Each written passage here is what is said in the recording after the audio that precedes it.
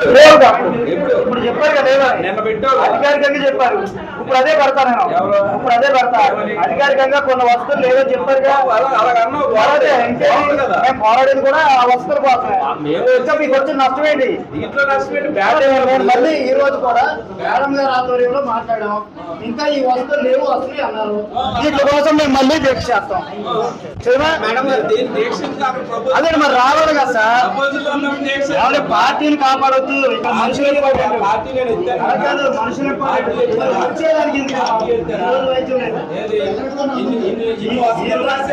ఈ రోజు